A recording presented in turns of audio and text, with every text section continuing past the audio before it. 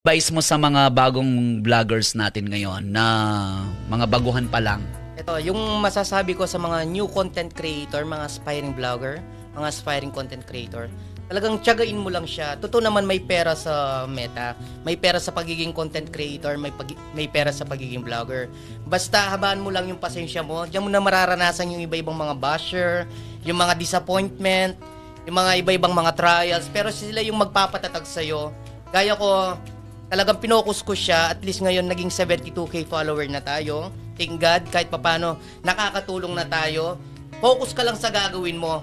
Pero wag mong pagtuunan ng pansin todo yung kaka-vlog mo, kaka-content mo. I-balance mo rin siya pagdating kay God at the same time sa family mo. Gawin mo yung responsibility mo bilang ikaw.